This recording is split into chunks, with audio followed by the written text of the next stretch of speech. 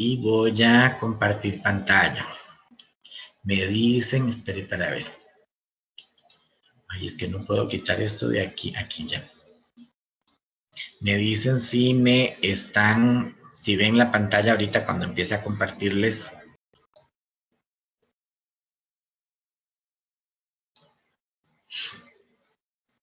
No sé si pueden ver mi pantalla en este momento. Yo todavía no, profe.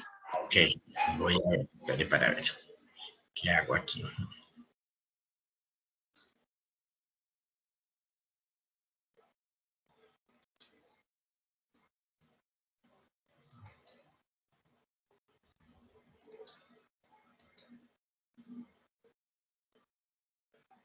Me dicen si ven la pantalla.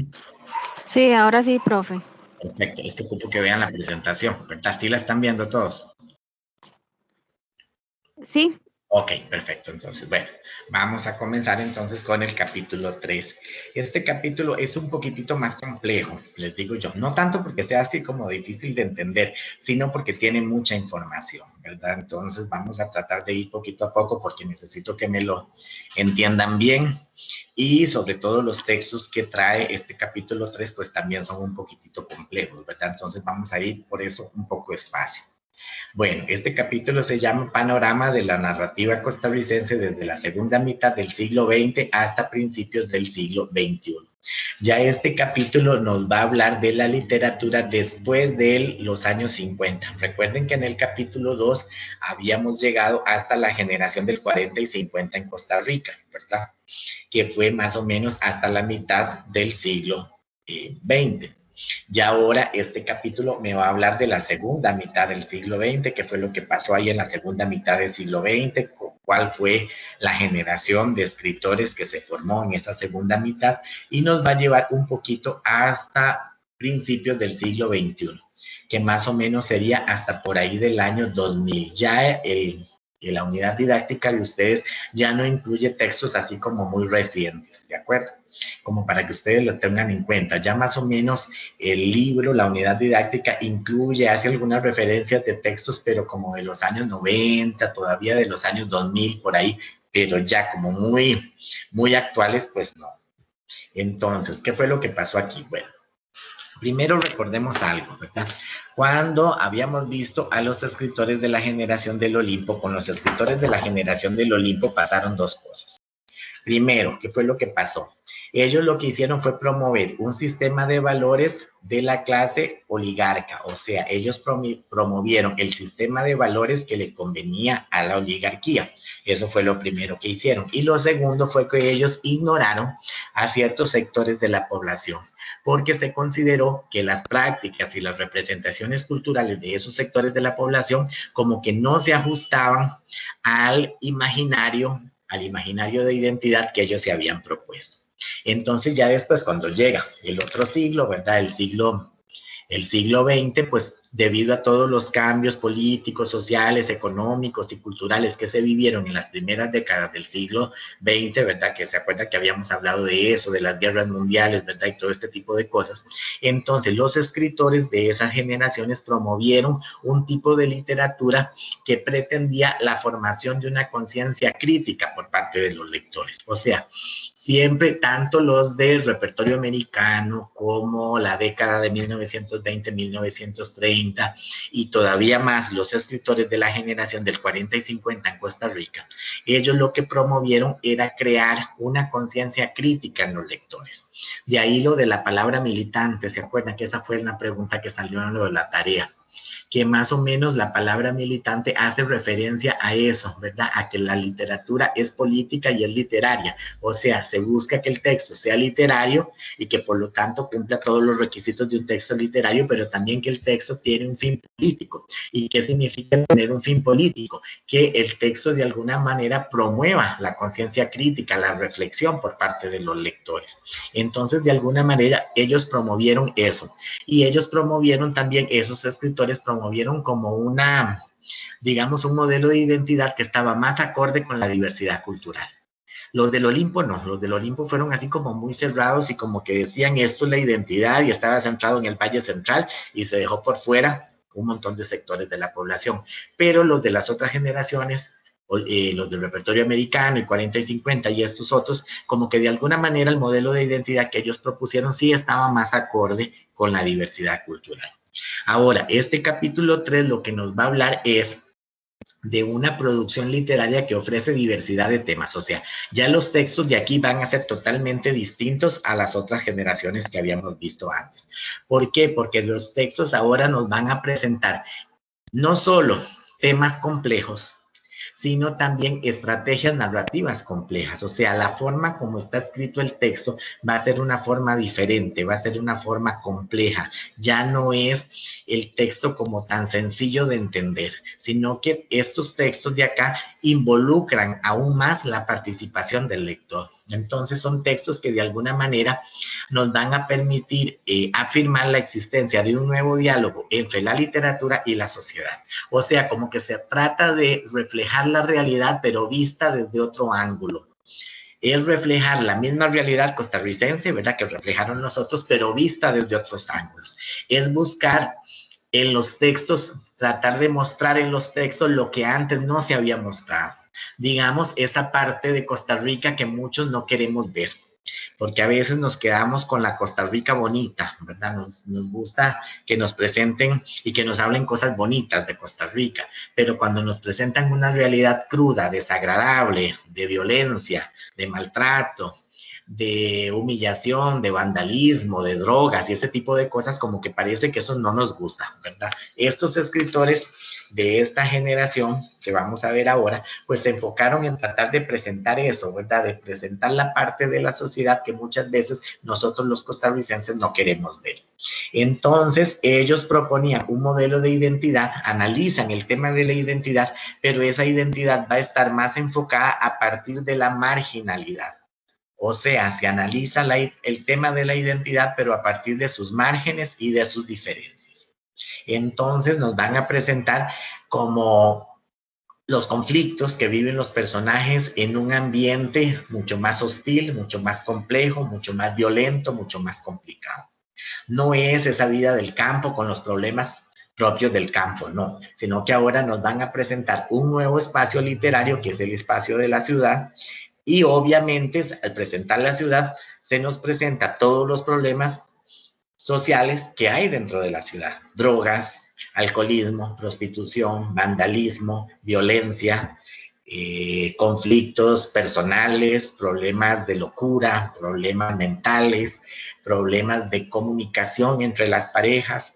Entonces la literatura de este periodo nos va a presentar como otra realidad. Por eso dice ahí que aquí los textos nos van a presentar nuevas problemáticas, nuevos temas y nuevos personajes que nunca antes habían sido presentados dentro de las letras costarricenses, ¿de acuerdo? Entonces, vámonos primero a la parte, un poquito a la parte histórica, como para situarnos un poquito en el contexto, ¿verdad? De qué era lo que estaba pasando. Recuerden que aquí, este tipo de literatura que vamos a ver ahora, que se llama la generación del urbano, ya sería la literatura después de los años 50, más o menos a partir de los años 60, por ahí, y hasta 1900, que puede ser 80, ¿verdad? Más o menos, ¿verdad? Entonces, es ese tipo de literatura de esos años. Entonces, esa literatura dice que corresponde al nacimiento de un segundo proceso de modernización y de desarrollo liderado por la ideología socialdemócrata. Recuerden que en 1948 hubo algo importante aquí en Costa Rica, que fue la llamada revolución. Probablemente ustedes han escuchado, ¿verdad?, hablar de la revolución del 48. Esa revolución estuvo liderada por este señor, José Figueres Ferrer, ¿verdad?, que probablemente ustedes lo han escuchado mencionar.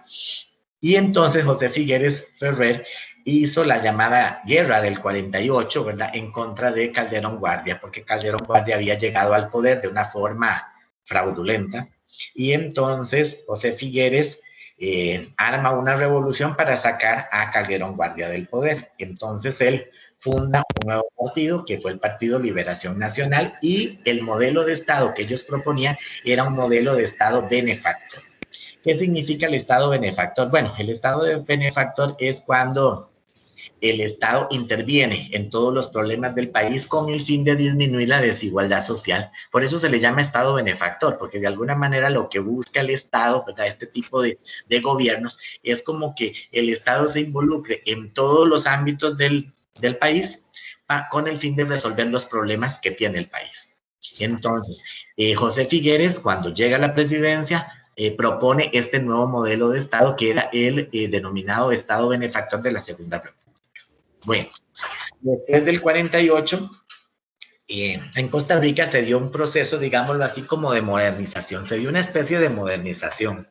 ¿Por qué? Porque, digamos, después del 48 se empezaron a dar una serie de reformas muy importantes aquí en Costa Rica. Primero, ¿qué se hizo? Se abolió el ejército, que eso fue algo muy importante dentro de nuestro país. Se abolió el ejército.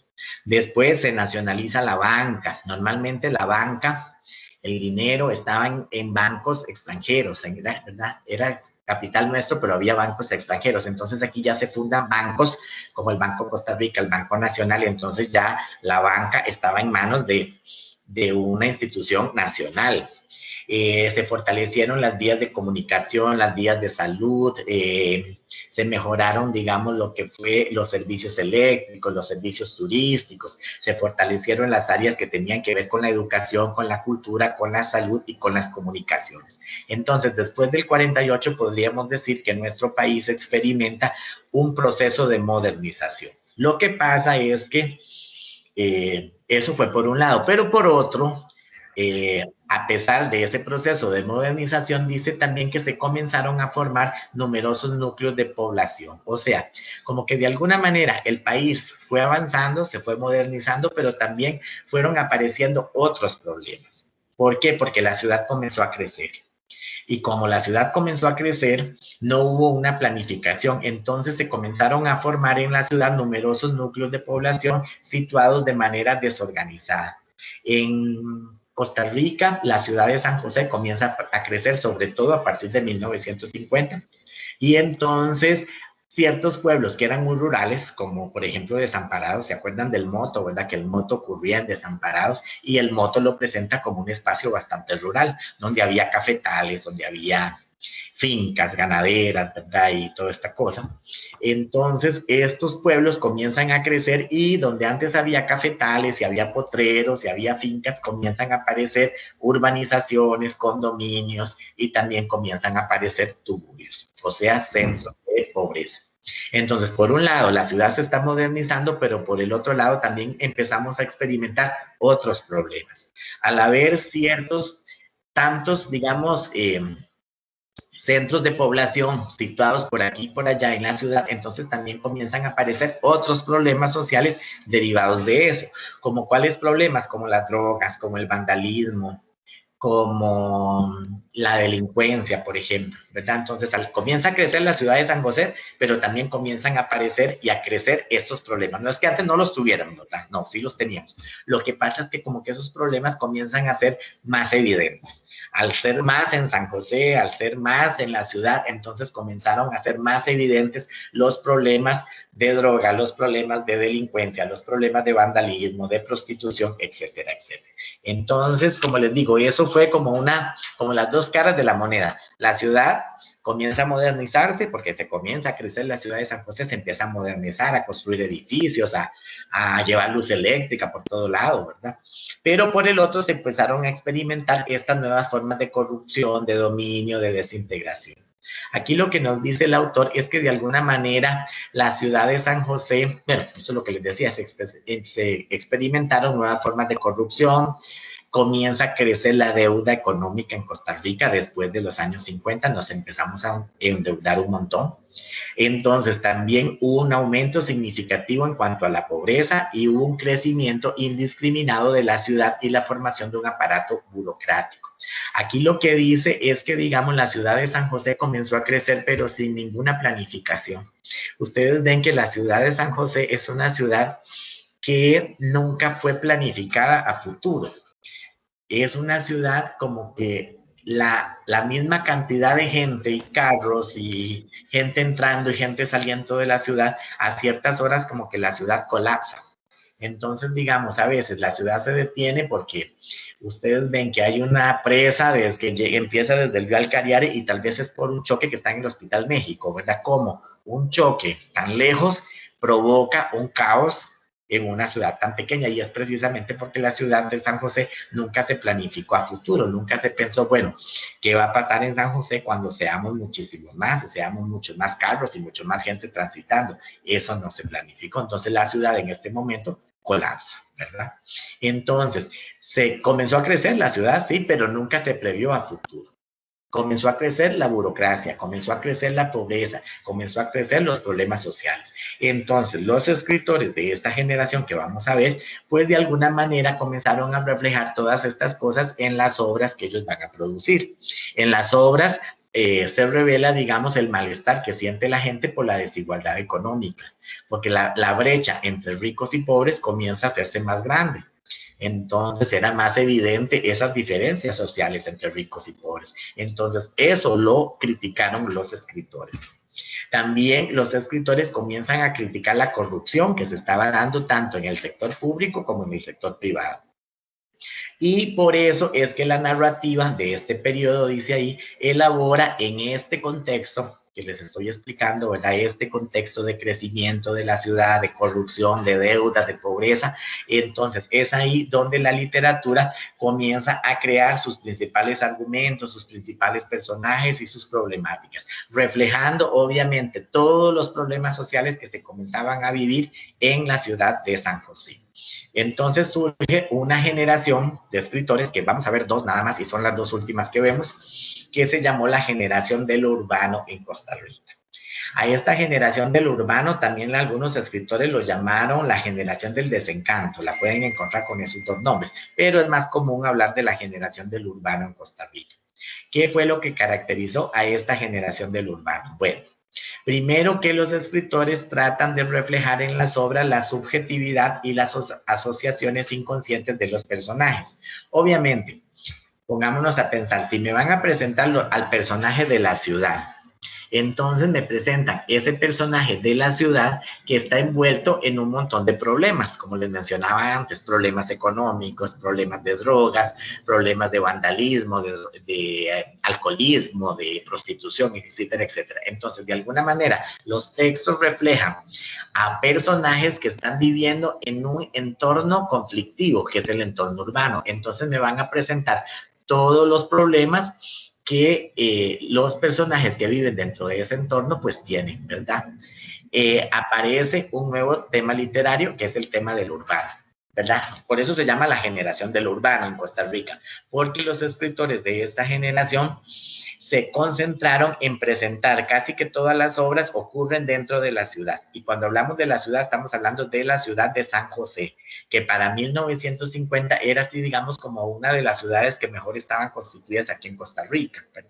Los demás eran como pueblitos todavía, pero no eran tan grandes ni nada como la ciudad de San José. La ciudad de San José comenzó a crecer y a tener edificios y todo, entonces por eso los escritores se concentraron en presentar los problemas del entorno urbano, llámese la ciudad de San José, que tengamos eso claro, ¿verdad? Que todas las obras nos van a presentar, tienen como espacio principal la ciudad de San José. Luego, los escritores, si los escritores de las generaciones pasadas, los escritores del repertorio americano y los escritores de la generación del 40 y 50 hacían crítica al poder, al gobierno, los escritores de esta generación del urbano son todavía más críticos con las estructuras de poder. Antes, digamos, había ciertas figuras dentro del pueblo como que eran muy reconocidas y como que la gente no se atrevía a criticarlas. Digamos, en una época como la época del moto, que fue la época de la generación del urbano, o inclusive en la época de la generación del 40 y 50. Como que en los pueblos había ciertas figuras de autoridad que nadie se atrevía a cuestionar. ¿Cuáles eran esas figuras de autoridad? El maestro. El maestro en los pueblos antes era así como ser maestro era lo máximo, ¿verdad? Lo que dijera el maestro era una santa palabra. Entonces, el maestro se le tenía mucho respeto. Al político se le tenía mucho respeto, al sacerdote se le tenía mucho respeto. Pero con esta generación del urbano ya como que estas figuras de autoridad comienzan a ser cuestionables. Y todavía a la fecha de hoy vemos que lo que a veces dice un maestro, pues ya no cuenta para nada, ¿verdad? Antes era como una santa palabra y si el maestro le decía a los papás tal cosa, pues los papás llegaban, ¿verdad? Y castigaban al chiquito y todo porque el maestro dijo tal cosa, ¿verdad? Y ellos tenían que hacer lo que dijera el maestro. Ahora ya no. Ahora la generación del urbano comienza a cuestionar estas figuras de poder. Después, los textos se tienden a enfocar más en el tema de la identidad, sí, o sea, vamos a tener igual como las otras generaciones obras que nos van a hablar de la identidad, pero ya es una identidad que se va a analizar a partir de los conflictos subjetivos que viven los personajes dentro del entorno urbano. Entonces, es un tipo de identidad que nos van a presentar estas obras, pero más conflictiva, o sea, la identidad va a ser vista como más conflictiva porque nos presentan todos los problemas que tienen los personajes dentro de un entorno urbano. Como les digo, problemas económicos, problemas sociales, problemas religiosos, problemas existenciales, problemas de todo tipo, ¿verdad? Entonces la identidad aquí se nos presenta como un modelo de identidad más conflictiva, ¿verdad? Luego, se ponen en escena nuevas problemáticas que no se nos presentaban en el siglo pasado, ¿verdad? Obviamente, porque ya tienen que ver con este siglo. Aparecen nuevos espacios, que ahora los vamos a ver. ¿Cuáles son esos nuevos espacios? Bueno, el mundo de la calle, el mundo del AMPA, el mundo de las cárceles, de los prostíbulos. Aparecen nuevos sujetos, o sea, nuevos personajes que antes nunca habían sido desarrollados en la literatura costarricense. Y ustedes dirán, bueno, ¿qué es que antes no aparecía una prostituta? Por ejemplo, en una obra, sí. Recuerden Joaquín García Monge en la obra Hijas del Campo que yo les mencionaba que ese escritor tocó el tema de la prostitución en el año 1900. Lo que pasa es que ahora la diferencia es que la prostituta, el alcohólico, el borracho, el demente, el que está en una cárcel o el que está metido en un asilo, esos personajes pasan a ser el personaje principal de la obra. Me explico, esa es la diferencia. Como que ahora vamos a tener obras en las cuales la prostituta o las prostitutas son los personajes principales de esa obra literaria. Antes no. Antes se mencionaban, ¿verdad? Por ahí, pero como que fueran ellas los personajes centrales de las obras, no. Ahora sí, ¿verdad? Ahora estos personajes van a ocupar papeles principales. Aparece también, dice, la formación de una clase media. ¿Por qué? Porque antes, digamos, se hablaba básicamente de dos clases sociales en Costa Rica, la clase pobre y la clase rica, nada más que eran la clase pobre y la clase oligárquica, ¿verdad? La clase rica. Pero ya a partir de 1950 ya comienza una nueva clase social que es la clase media en Costa Rica. Entonces, los escritores tratan de presentar los conflictos y la forma de apropiarse de la identidad de esa clase media. Y después, algo significativo que pasa es que recuerden que el modelo cultural que nosotros teníamos en el siglo pasado con los otros escritores, que eso fue lo propusieron los escritores de la generación del Olimpo, fue adoptar como modelo cultural a Europa, principalmente a Francia. Pero ahora en la generación del urbano se adopta otro modelo cultural. En Costa Rica dejamos de copiar a Europa, dejamos de imitar a Europa y comenzamos a copiar a tener como modelo cultural a la cultura estadounidense. Y hasta la fecha yo creo que todavía sigue siendo Estados Unidos el modelo cultural que nosotros tenemos. El problema de la cultura estadounidense, nos dice el autor, es que la cultura estadounidense está muy ligada a valores de consumo. O sea, la sociedad estadounidense es muy consumista. Digamos, ustedes lo ven, que a veces en las noticias dicen que mañana va a salir el iPhone, inventemos el iPhone 15, y la gente en Estados Unidos empieza a hacer filas desde la noche anterior y duermen ahí en la tienda, ¿verdad? Porque la intención es tienen que tener ese aparato que va a salir y ellos tienen que ser los primeros en tener ese aparato y aquella cosa. En Costa Rica estamos cayendo ya en esto. Ustedes los ven que antes cosas como el Viernes Negro, que antes no se veía y ahora sí lo estamos viendo, ¿verdad? Que la gente se pone como loca a comprar porque estamos copiando, hemos copiado ese modelo cultural de la cultura estadounidense del consumo y nos hemos vuelto una sociedad demasiado consumista. Esto también lo reflejan los escritores en algunas de las obras. Acuérdense, Única mirando al mar, que Única mirando al mar hace una crítica a este consumismo de la sociedad costarricense. Bueno, representantes de la generación del urbano. Aquí tenemos algunos de ellos. Alberto Cañas, Carmen Naranjo la vamos a ver sobre todo en el capítulo 4, porque vamos a estudiar una obra de ella que se llama ¿Qué le vamos a hacer? Un ensayo, pero Carmen Naranjo es de esta generación del urbano. Vamos a tener a Julieta Pinto. Julieta Pinto no es muy leída aquí en Costa Rica, pero sí ha sido una escritora muy prolífica. Tiene muchas obras, lástima que no sea tan leída. Entonces, si ustedes leen a Julieta Pinto toca en las obras problemas como la delincuencia, como el vandalismo en San José, como problemas sociales como drogas, alcohol y ese tipo de cosas. José León Sánchez, acuérdense de este señor, José León Sánchez toca el tema de las cárceles en Costa Rica. Él fue el que escribió la obra que tal vez ustedes la hayan oído mencionar, que se llama La isla de los hombres solos. En esa obra, digamos, se habla de las cárceles en Costa Rica, la isla de San Lucas, ¿verdad? Cuando la cárcel principal aquí en Costa Rica, ahora es la Reforma, yo creo, antes en esa época era San Lucas, entonces a todos los presos delincuentes los mandaban para allá. Entonces este señor José León Sánchez nos revela todas las problemáticas que vivían los presos dentro de la isla de San Lucas. Rima de Balbona, que toca el tema de la mujer, la desigualdad de la mujer, fue una feminista. Rima de Balbona. Samuel Robinsky.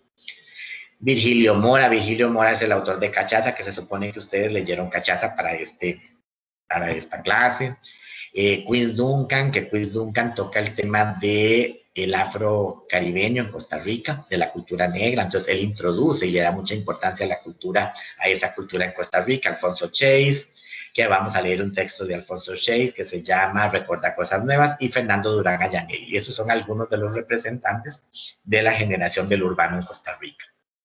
Bueno, vamos a ver un poquitito qué es lo que caracteriza al espacio urbano, porque me interesa como que ustedes tengan presente cuáles son las características principales del espacio urbano.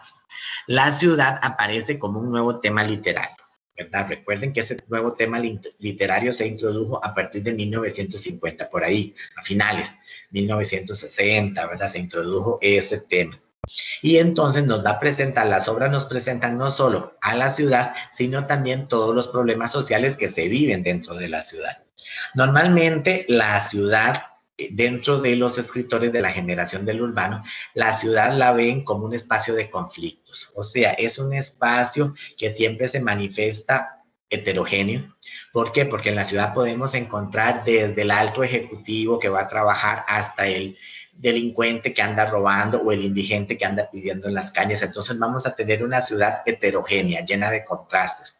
En la ciudad vamos a encontrar las grandes urbanizaciones, los grandes edificios, pero también tenemos tuburios y círculos de pobreza.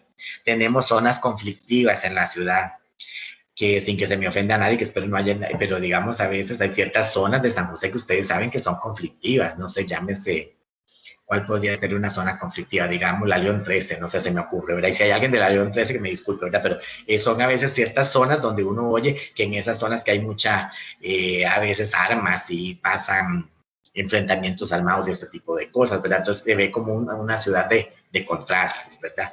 Y también la ciudad ha sido vista como un laberinto, porque aquí a veces se dan un montón de conflictos como que tienden a perder a los personajes, como que los personajes dentro de la ciudad se tienden a perder. La ciudad se ve como caótica, es un espacio conflictivo, es un espacio heterogéneo, pero también es un espacio caótico, como que de alguna manera pareciera que a veces la ciudad fue hecha como para perder al que se encuentra en ella.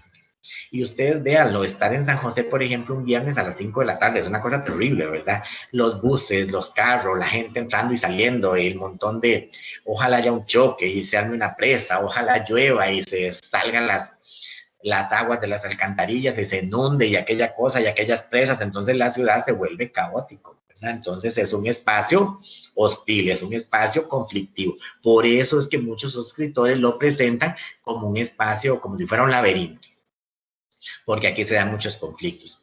Se introdujo a partir de 1960 y los textos revelan las problemáticas y los síntomas de marginalidad que se viven dentro de este entorno. Entonces, obviamente, los escritores de la generación del urbano nos van a presentar, bueno, la característica principal de estos escritores es que tienen como espacio principal el espacio urbano. Y después nos presentan el espacio urbano como un espacio conflictivo, como un espacio lleno de problemas, como un espacio hostil, como un espacio caótico, cuya característica principal es la indiferencia. Ustedes ven que la gente en la ciudad a veces se vuelve indiferente. La gente ya no le importan los problemas de los demás, como que nadie está por lo demás. La gente está por ellos y nada más. Una vez habían hecho un experimento, no me acuerdo cuál ciudad, donde ponían a una persona mayor a caerse. Mira, el experimento era simplemente un señor mayor que de repente va caminando por la calle y como que hace que se descompone y se cae. Entonces, la idea del experimento era ver cuál es la reacción de la gente. Y lo curioso del experimento es ver cómo en la ciudad la gran mayoría de personas que pasaban a la par de este señor que se había caído, una gran mayoría lo que hacía era dar la vuelta y literalmente se brincaban y pasaban por encima del señor. ¿Por qué? Porque en la ciudad la gente se vuelve indiferente. O sea, si me detengo a ver al señor, llego tarde al trabajo, me deja el bus, llego tarde a la universidad. También si me quedo ahí viendo, puede ser que me roben, que me asalten, ¿verdad? Porque todo eso pasa en la ciudad. Entonces, eso ha hecho como que la gente viva más en su mundo, ¿verdad? Me dedico a lo mío y no me detengo a ver qué le pasa a los demás. La gente en la ciudad se vuelve más indiferente, más, no sé si hostil es la palabra, pero sí más encerrada en su mundo. Entonces podemos vivir en una ciudad y tener años de vivir en una casa y tal vez no conocemos cómo se llama el vecino del frente porque nunca estamos en la casa o porque no me interesa o porque la ciudad nos ha vuelto así, nos ha hecho ser indiferentes. Es un medio que de alguna manera ejerce una gran presión, ¿verdad? Quienes no logran adaptarse a ese entorno, entonces muchas veces terminan en la exclusión y en la marginalidad.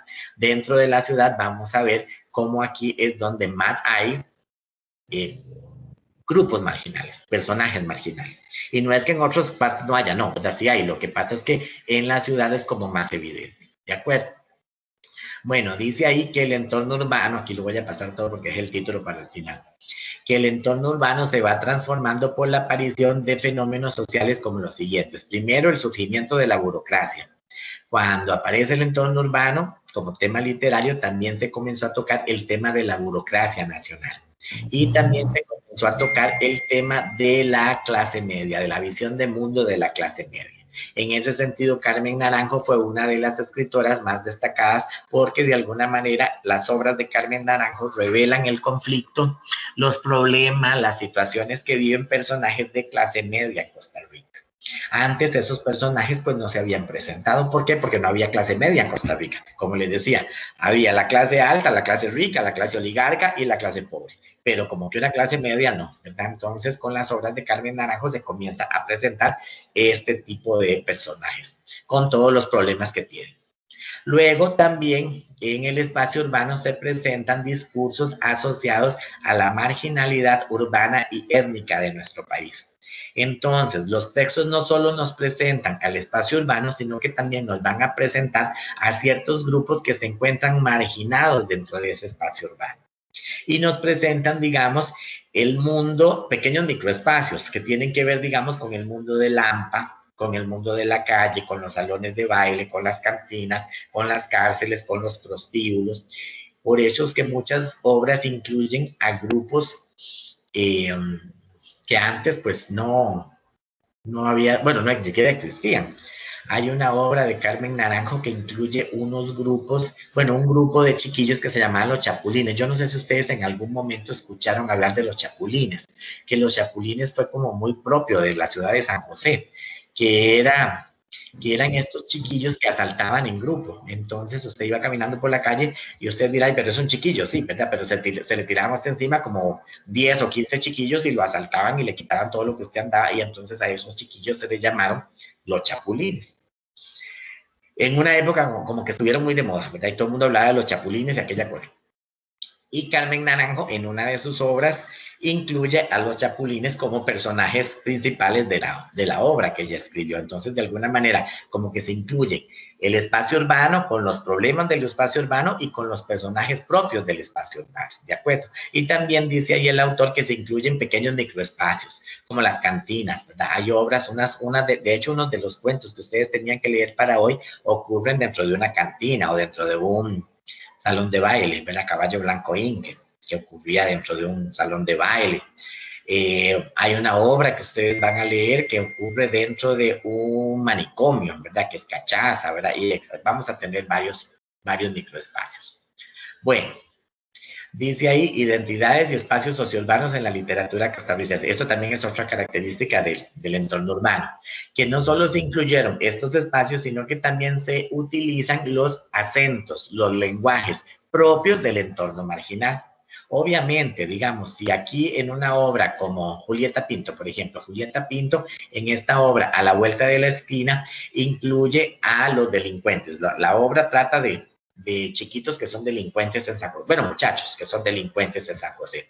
Entonces, obviamente, ella trata de incluir estos personajes que llamamos personajes marginales, porque la sociedad los rechaza, y ella también usa el lenguaje propio de esos personajes. Entonces, podemos encontrar ahí palabras como muy propias de ese grupo social. Entonces, no solo era incluir al entorno marginal, sino también incluir el lenguaje prototípico de ese entorno marginal. Con todas sus palabrotas, con todos sus dichos propios, ¿verdad? Entonces aquí aparecen los personajes hablando de Mae. Bueno, ahora el Mae no solo es del lenguaje marginal, pero como que en una época parecía que sí lo era. Y entonces ella pone a los personajes marginales que ella incluye en esa obra a hablar como personajes marginales. Bueno, no tendría sentido que ella incluyera personajes marginales y que los personajes marginales hablen como licenciados, ¿verdad? Entonces ahí la obra no sería creíble. De alguna manera era usar este personaje marginal y usar también el lenguaje propio de ese grupo. Después se incluyó en la generación del urbano, se incluyó mucho a la otredad afrocostarricense. Recuerden que la cultura caribeña, la cultura limonense había sido excluida del proyecto de identidad. Entonces, como que de alguna manera, a partir de los años 60, con un escritor que se llama Quince Duncan, este señor Quince Duncan fue el que de alguna manera trató de impulsar la cultura limonense, ¿verdad? La cultura caribeña en Costa Rica. Entonces comenzaron a aparecer textos, ¿verdad? Y ya comenzó a darse la importancia y a incluir estos textos dentro de que formaban parte de nuestra identidad. Entonces, por decirles algo, esta generación del urbano incluye este tipo de espacios como los tuburios, como los personajes que llamamos personajes marginales, que son los que viven. Bueno, un personaje marginal no necesariamente es el que vive en un tuburio, pero digamos el personaje marginal es muchas veces ese personaje que es excluido de la sociedad. ¿Por qué? Porque es un delincuente, porque es un vendedor de droga. Entonces, normalmente a estos personajes la sociedad los llega a excluir. Por eso se les llama personajes marginales.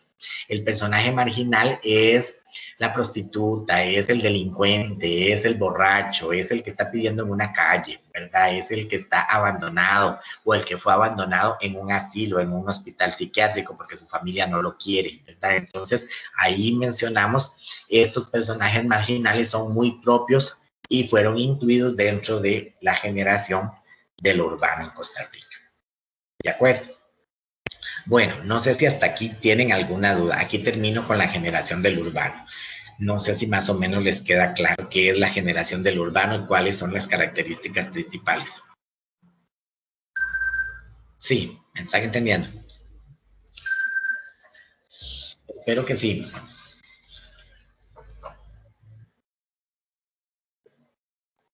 Ahí me oyen. Sí, profe, hasta el momento todo claro. Ok, qué susto. Yo pensé que me desconecté y que nadie estaba. Bueno, y ahora por último vamos a ver una última generación que se llama la generación de la literatura contemporánea, que en realidad es muy parecida a la generación del urbano. La generación del urbano sería más o menos de los años 60 hasta los años 80, por mencionar fechas. Y la generación o los escritores de la literatura contemporánea sería del 80 hasta el año 90, 2000, por ahí. O sea, las últimas décadas del siglo XX y la primera década del siglo XXI, ¿verdad? Más o menos como para situarnos un poquitito. Dice ahí que la narrativa contemporánea se refiere al conjunto de textos inscritos dentro de las dos últimas décadas del siglo XX y las primeras décadas del siglo XXI, los primeros años del siglo XXI. Aquí se dieron que ya sería a partir de 1980 en adelante, se dieron algunos acontecimientos internacionales importantes, que era lo que estaba pasando en el mundo en este momento. Bueno, la caída del muro de Berlín, eso fue como en el 80 y algo, me parece, ¿verdad? Cuando se cae el muro de Berlín, ese muro que dividía las dos Alemanias, al final lo botaron, inclusive mandaron hay un pedazo del muro de Berlín que está aquí en Costa Rica. La ruptura del socialismo soviético, cuando se rompe que Rusia era un socialismo muy consolidado y de alguna manera Rusia se dividió y se acabó el socialismo en Rusia. Eso fue un acontecimiento bastante importante, ¿verdad? A principios de, por ahí de los años 80. El advenimiento de tensiones entre Estados Unidos y los países árabes, ahí la guerra del Golfo, el conflicto armado centroamericano y la globalización y la llamada era de la información. Estos son algunos de los acontecimientos que se dieron en el mundo a partir de 1980 que de alguna manera también van a influir en los escritores de esta época. Entonces, los escritores dicen que van a utilizar estrategias narrativas complejas. Aquí la literatura va a ser un poquito más compleja. ¿Por qué? Porque ellos tratan de incluir como estrategias narrativas novedosas. Dice que se comienza a cuestionar el impacto que ha tenido la globalización en la sociedad costarricense y se comienza a ver la emergencia que han tenido otras actividades urbanas vinculadas con los procesos sociales que va a experimentar el país. ¿Cuáles fueron las temáticas de la narrativa contemporánea? Bueno, primero, la temática ambiental y el discurso de género. Ustedes ven que de unos años para acá es que la sociedad costarricense comenzó a tocar un poquito el tema ambiental. Antes, yo me acuerdo cuando yo estaba en la escuela, por ejemplo, hace años, pero a uno no le decían nada, ni le hablaban en la escuela a uno nada de reciclaje, ni de nada, ¿verdad? Como que eso parecía que no existía. Más bien a uno le decía la maestra que el agua era un recurso inagotable, que nunca se iba a agotar y que agua siempre iba. Ahora más bien es todo lo contrario, o sea, como que de alguna manera la temática ambiental comenzó a tomar importancia de unos años para acá.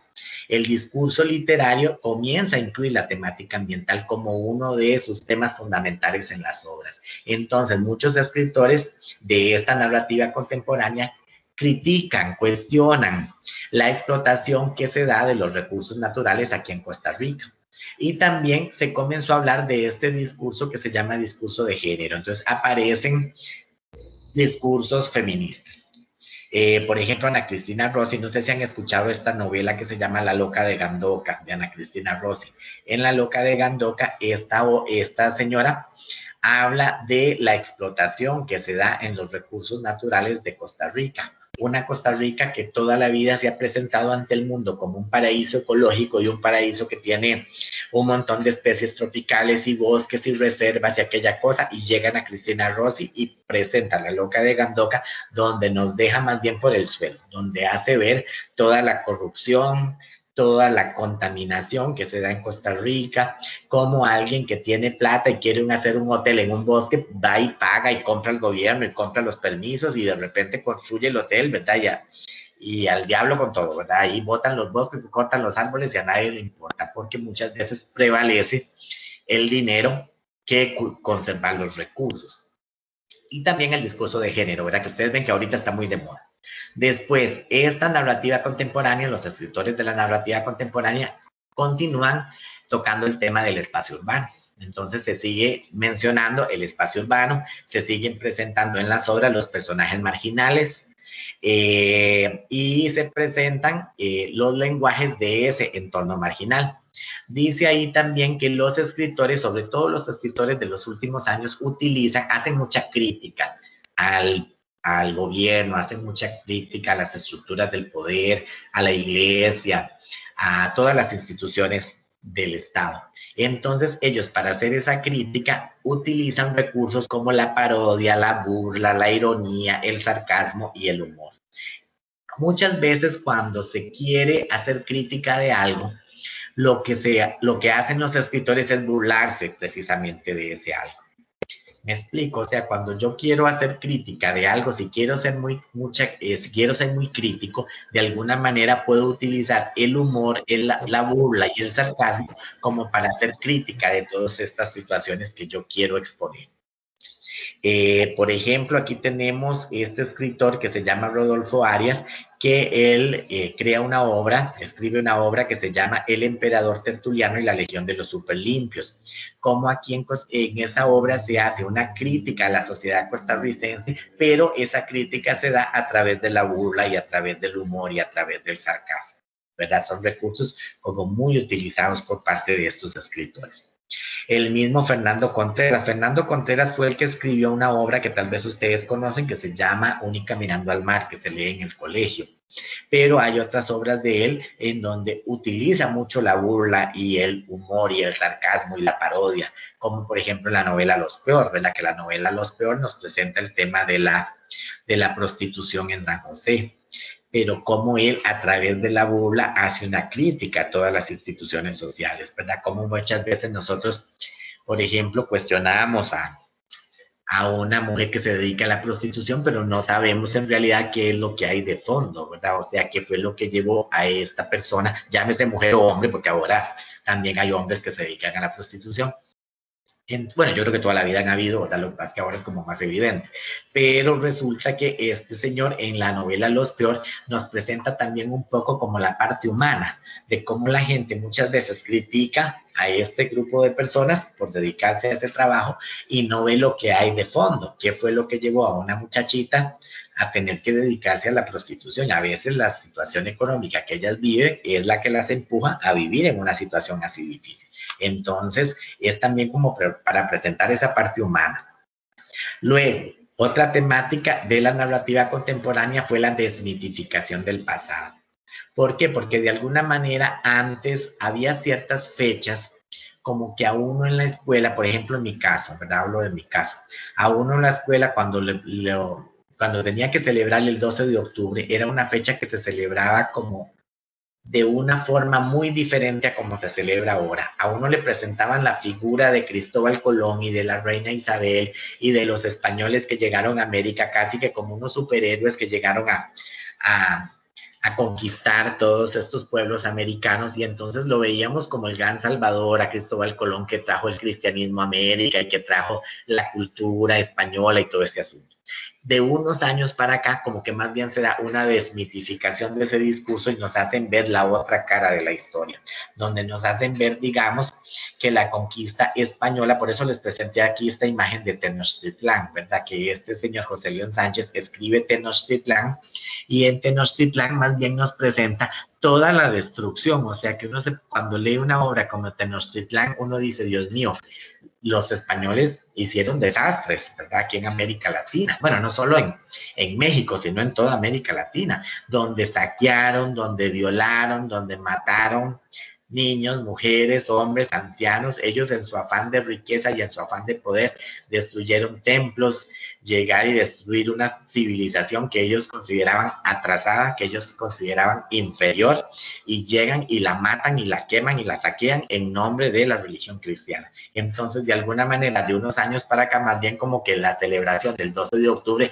ya no se ve como un acontecimiento tan importante ni tan memorable, sino que más bien se rompe con ese mito.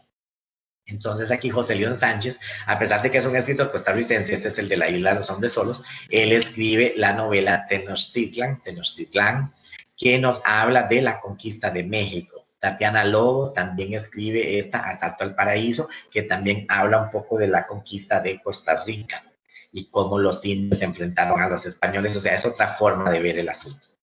Después, otra temática fue la nostalgia, el relato testimonial, como que de alguna manera los discursos, ¿verdad? Las obras de este periodo nos revelan todas las problemas que vive la generación de este periodo, problemas existenciales, problemas de comunicación, problemas de pareja, problemas de los matrimonios, ¿verdad? Cómo ahora la gente vive más acompañada, digámoslo así, pero también vive más sola, cómo tenemos acceso a la tecnología y podemos conectarnos con alguien que está en China en este momento, yo puedo hablar sin ningún problema, pero cómo también se hace una crítica a cómo la gente vive más sola, más encerrada en sí misma, ¿verdad? Cómo los muchachos ahora tienen 100, 200, 300 amigos en el Facebook, pero tal vez en la vida real de carne y hueso, ¿cuántos amigos tendrá ese adolescente, verdad? Tal vez no tiene ninguno, o tal vez tiene uno o dos, ¿verdad? Entonces, como que de alguna manera los relatos nos presentan esta otra realidad. Y también algo muy característica de la narrativa contemporánea fue que los escritores comenzaron a experimentar mucho con literatura. Entonces, digamos, la literatura de este periodo tiende a transgredir lo que se llaman las normas gramaticales. Entonces, por ejemplo, se rompe con el tiempo, se rompe con el espacio de la narración. Hay una fragmentación del tiempo narrativo. Entonces, por ejemplo, ustedes leen una novela como María la Noche de Ana Cristina Rossi. Entonces, ella está hablando de su presente y de su pasado, pero usted está leyendo un párrafo y ella está en el presente, está viviendo en Limón. Y pasa al párrafo siguiente y ya me está hablando del pasado, de cuando ella era una adolescente o cuando vivía en París. Entonces, uno como que se pierde en el momento, ¿verdad? Porque la autora se va al pasado y vuelve al presente y, ¿verdad? Y aquella cosa. Y también hay un cambio en el tiempo, perdón, hay una fragmentación en el tiempo y hay una fragmentación en el espacio. Ella está en Limón y está en París. Entonces, en un momento, cuando ustedes vieron ya la escritora está en París, uno dice, ¿en qué momento esta mujer me está hablando de París y estaba hablando de Limón, verdad? Y es precisamente por eso, porque ahí se rompe el hilo narrativo, se rompe el espacio, como que ya las obras no ocurren en un único espacio. Y también hay presencia de varios tipos de narradores, ya no hay un único narrador como en las novelas del siglo pasado, sino que aquí más bien como que los escritores nos presentan varias mezclas de narradores. Si ustedes leyeron Cachaza, por ejemplo, se dieron cuenta de que a veces en Cachaza el que está narrando la obra es un narrador protagonista, es el personaje, es Cachaza, pero después hay un narrador omnisciente, después hay un narrador testigo. Entonces como que la novela cambia de un narrador al otro y no hay un tipo de narrador en toda la novela, sino una mezcla de narradores. Entonces eso a veces se hace con la intención de ver la realidad, ¿verdad? De que la realidad es heterogénea, de que la realidad es fragmentada. Lo que nosotros tenemos es una realidad fragmentada. Entonces es interesante, digamos, ver la novela desde diferentes perspectivas.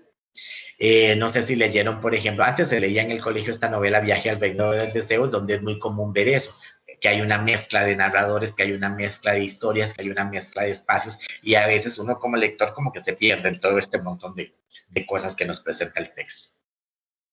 Bueno, otra temática de la narrativa contemporánea, las relaciones de género, de pareja, la comunicación y la soledad. Lo que les decía antes, ¿verdad? Que vivimos en un mundo lleno de avance tecnológico, pero donde muchas veces la gente se siente cada vez más sola, se siente cada vez más aislada muchas veces, donde la gente vive más encerrada en su mundo, prefiere estar hablando con un teléfono, con una computadora, antes que mantener una conversación de tú a tú con otra persona, de cara a cara con otra persona. Y es algo que ahora lo vemos muy común, ¿verdad? Porque en una mesa donde estamos reunidos, un grupo de amigos, si hay 5 amigos, 4 de los 5 amigos están mandándole mensajes a alguien que no está. O sea, porque uno a veces dice, ¿por qué no hablan con la gente que está presente? Ah, no, tenemos que, es como una necesidad de estar con el teléfono, de estar mandándole mensajes al que no está, o de andar contándole o publicando lo que vamos a comer y todo. Entonces, como que de alguna manera eso nos ha hecho que la gente cada vez haya menos, ¿verdad? No más bien más, sino menos comunicación entre las personas. Que haya más bien una fragmentación de los lazos familiares, de los lazos sociales.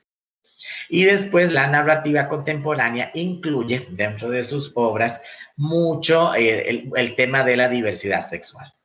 Ustedes ven, de unos años para acá, es muy común observar tanto en películas, no solo en literatura, sino que en películas, en series, nunca falta el personaje gay, como que de alguna manera la cultura, la diversidad sexual, la cultura homoerótica ha sido incluida dentro de las letras y dentro de las artes, no solo literarias, sino también cinematográficas, etc. Entonces ahora, digamos, se toca y se habla más abiertamente del tema de la diversidad sexual de una forma como más abierta, lo que antes era impensable. Entonces podemos encontrar estas obras, por ejemplo, las obras de Uriel Quesada y Ricardo Chávez, donde hablan abiertamente del tema de la homosexualidad, de la literatura homoerótica. Ricardo Chávez tiene una obra que se llama Paisajes con... yo creo sí, es Ricardo Chávez, que tiene una obra que se llama Paisajes con tumbas pintadas de rosa, donde nos habla en Costa Rica de cuándo se dieron los primeros casos de SIDA aquí en nuestro país, por ahí del año 83, 85, no sé qué. Entonces, toda la problemática que eso generó, y no solo la problemática, sino también la el rechazo de la sociedad hacia la persona que tuviera SIDA, ¿verdad? Era visto así como un estigma. Bueno, yo creo que todavía lo vemos como un estigma. Lo que pasa es que en esa época el estigma era mucho mayor. La gente era de alguna manera apartada, casi como los leprosos en la época de Jesucristo, donde los apartaban y los mandaban a vivir fuera porque nadie quería relacionarse con una persona que tuviera SIDA. Entonces nos presenta este mundo, este conflicto de las identidades diferentes a la heterosexual. Bueno, representantes de la generación de la literatura contemporánea, Ana Cristina Rossi. Esta es una escritora, si tienen la oportunidad de leer obras de Ana Cristina Rossi, tiene muchas, Limón Blues, Limón Reggae, Ana Cristina Rossi, La loca de Galdoca que les mencionaba antes, hay un libro de ella que se llama Situaciones Conyugales, ella es una escritora bastante prolífica en las letras costarricenses, lástima que no sea así como tan leída. Luego, Rodolfo Arias, este no lo conozco mucho para ser sincero, Fernando Contreras, este es el de Única Mirando al Mar, el de Los Peor, el Desierto Azul, ¿verdad? Tiene obras, que todas las obras de él tienen que ver con el entorno urbano y forman parte también de esta literatura contemporánea. Rafael Ángel Herra, con esa obra que les mencionaba antes, que antes se leía en el colegio, Viaje al Reino de los Deseos. Tatiana Lobo escribió Asalto al Paraíso. Hay otra obra de Tatiana Lobo, Entre Dios y el Diablo, muy interesante, que si ustedes algún día tienen la oportunidad de leerla, es bonita. Uriel Quesada, este no es tan común. Ali Víquez, vamos a leer un cuento de Ali Víquez que está aquí en el capítulo 3. Dorelia Barahona también. Entonces, bueno, ahí tenemos varios escritores de esa generación. Y aquí termino, ¿verdad? Y esa es la generación de la literatura contemporánea. Vean que muchas de las características de los escritores de la generación de la literatura contemporánea, muchas de las características son iguales a los escritores de la generación del urbano. Lo que pasa es que la diferencia es que ellos incluyen nuevas temáticas. Como les digo, por ejemplo, la temática ambiental es propia de la literatura contemporánea, porque comenzó a darse de unos años para acá. La misma temática homoerótica también es propia de la literatura. O sea, ya ellos incluyen como temáticas muy propias de esta época que estamos viviendo. Y por último, ya para terminar y ver un poquitito los textos, vamos a ver un poco lo del tema de la poesía. O sea, ¿qué tiene que ver o cómo se dio el desarrollo de la poesía en esta época? Bueno, dice que el desarrollo de la poesía puede verse como una tensión provocada por dos posiciones estéticas. O sea, de alguna manera la poesía nos va a presentar cuál es la visión que tiene el escritor con los cambios, con el momento histórico que está viviendo. Entonces, la poesía, aunque a veces pensamos que la poesía se enfoca en otras temáticas y en otras realidades, uno piensa en poesía como poemas de amor y poemas de desamor y de nostalgia y de todo ese tipo de cosas. No, también la poesía, el escritor que escribe poesía asume todos los cambios históricos y sociales que él está viviendo y de alguna manera los refleja en sus creaciones. Entonces, aquí en la poesía nosotros vamos a tener dos formas de presentar la poesía. Por eso hablamos de dos tipos en esta época. Hay una poesía que se llama poesía hermética o autorreferencial. Entonces, la poesía hermética o autorreferencial es cuando el autor, cuando el yo lírico, ese sujeto lírico que está presente en el poema, como que se concentra en presentar temas que tienen que ver con su subjetividad, con su mundo. Son temas ligados al ámbito de su conciencia interior, de su individualidad. No sé si me explico. Por ejemplo, cuando el poema nos habla, el autor nos habla en el poema de las situaciones que él vive como ser humano, de sus conflictos personales, del desamor que él siente, de los problemas que él vive. Por eso hablamos de un tipo de poesía hermética o poesía autorreferencial, porque está centrada en el mismo autor, en el mismo escritor. O sea, el autor nos habla de sus experiencias como ser humano, sus experiencias como individuo, ¿verdad? Como hombre o como mujer dentro de la sociedad. Entonces, él nos presenta en su poesía cuáles son los conflictos que él vive, ¿de acuerdo? Entonces, este tipo de poesía hermética se caracteriza porque se nos presenta un sentimiento de crisis o vulnerabilidad del sujeto lírico en relación con el mundo moderno. Hay predominancia de temas del absurdo, de la incomunicación, de la angustia existencial y las experiencias del inconsciente. Se afirma la temática erótica. Es muy común en este tipo de poesía hermética que los autores hablen muy abiertamente del tema del erotismo, de la sexualidad. Se explora mucho la sexualidad. Aquí dice exploración de la sexualidad y del tema femenino, del cuerpo femenino. Se habla muy abiertamente, ¿verdad? Sin ningún tapujo, sin ninguna restricción del tema de la sexualidad. También hay una ruptura con la poética tradicional, se rompe con la manera tradicional de escribir poesía, entonces ya a los escritores no les interesa tanto aspectos como la métrica, como la rima, como la forma del poema, no, sino que ellos escriben poesía casi que como les da la gana.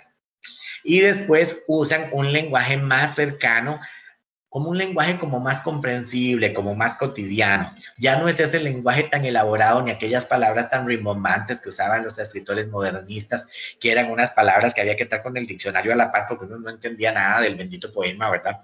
Y costaba un poco entenderlos. Ahora la poesía autorreferencial, la poesía hermética, usa un lenguaje como más simple, como más cotidiano. Es un lenguaje más del uso diario. No era un lenguaje así como tan elaborado ni tan rimbombante como antes. Bueno, y después tenemos otra forma de poesía que se llama la poesía referencial. ¿Se acuerdan? Hay dos, poesía autorreferencial y la poesía referencial. Que la poesía referencial ya es cuando el autor no se concentra en sí mismo, no se concentra en presentar sus problemas, sus deseos, sus sentimientos, sino que más bien el autor asume una postura crítica ante el entorno que él está viviendo. Entonces aquí más bien el autor nos presenta problemáticas que tienen que ver con la pobreza, con la injusticia, con el abandono de los niños, con la problemática que viven, digamos, las mujeres abandonadas, ¿verdad? Entonces, es un tipo de poesía, digámoslo así, como más social, como más tratada de enfocar los problemas sociales que rodean al autor, al escritor. Entonces, aquí tenemos figuras como Jorge de Bravo, como Laureano Albán, Julieta Dobles, Carlos Francisco Montt. Uno de los que más destacó, si es que no se habla del más destacado de este tipo de poesía, fue Jorge de Bravo. Jorge de Bravo fundó una tipo de poesía que era pues, una poesía como más comunicativa, un lenguaje también muy comprensible para el lector, pero una posición, la poesía de él era una posición de crítica y de denuncia ante la injusticia social. Entonces Jorge de Bravo nos habla en los poemas de la pobreza, de los sectores pobres de la población, de los personajes explotados por la sociedad, ¿verdad? Entonces era un tipo de poesía como más social. Esta poesía referencial es la que se trata de enfocar en los problemas sociales que viven los personajes. La otra poesía, la poesía autorreferencial o la poesía hermética, son cuando los escritores se enfocan en sus problemas personales, no en los problemas de los demás, sino en sus problemas, sus propios problemas. Esta poesía no, esta poesía era presentar los problemas de los demás, los problemas sociales que está pasando el mundo, la sociedad en ese momento. ¿De acuerdo? Lástima que ahora no se lea Jorge de Bravo. A mí me parece que Jorge de Bravo debería de ser un escritor que obligatoriamente lo deberíamos de leer todos en el colegio, pero hay muy poco de Jorge de Bravo. Aparece solamente una poesía que se lee en 9º año y eso como para el gasto nada más, ¿verdad? Porque Jorge de Bravo pasa desapercibido, sin pena ni gloria, ¿verdad? Aquí en Costa Rica, y es uno de los mejores escritores, de los mejores poetas que ha tenido las letras costarricenses en los últimos años, ¿verdad? Bueno.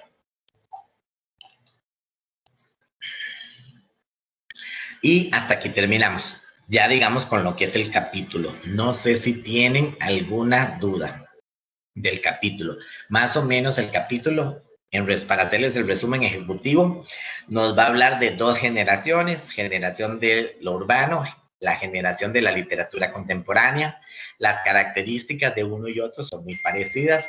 Recuerden que las obras de la generación del urbano son obras que tienen como escenario principal, como espacio principal al entorno urbano, a la ciudad de San José, y nos presentan todas las problemáticas que se dan dentro de una ciudad como la ciudad de San José, ¿verdad?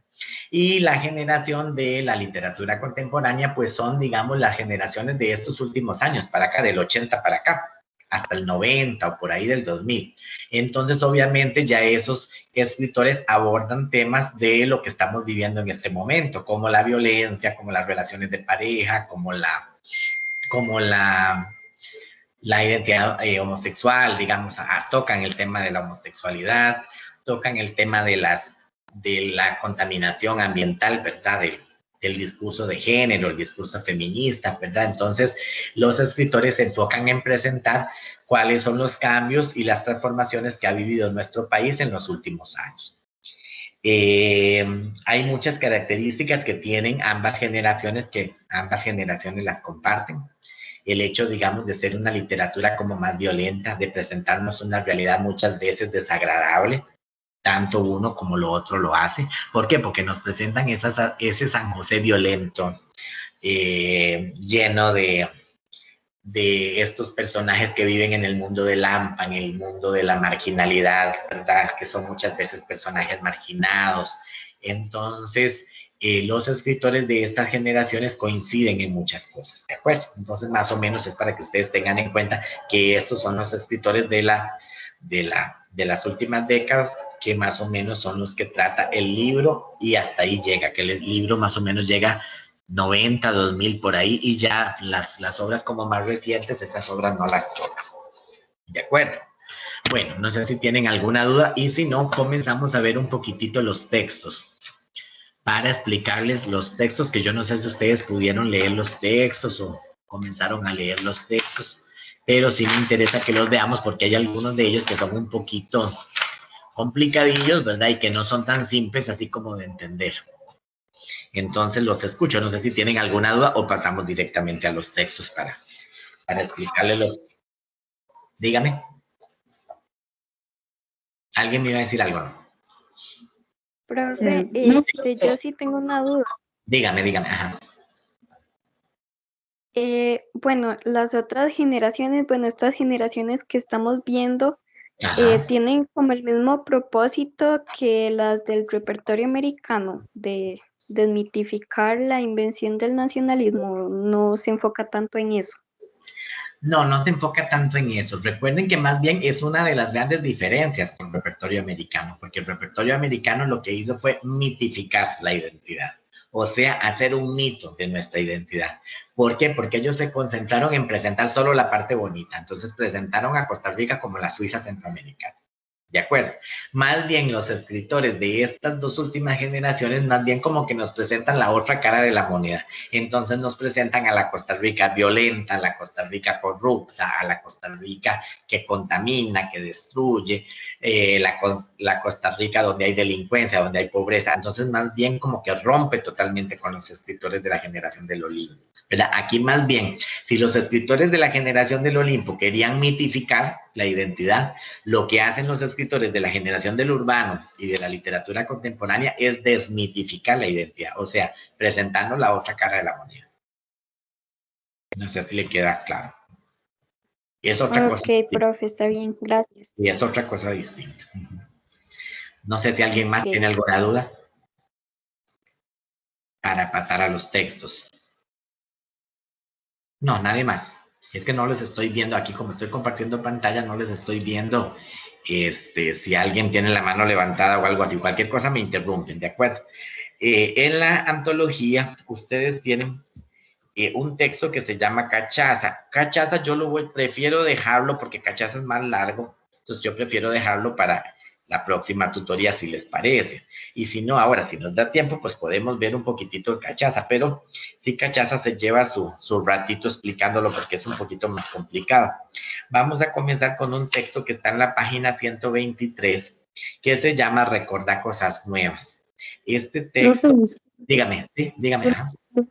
Pregunta, digamos, es que yo como empecé con Cachaza, pero es que usted dijo hace un rato que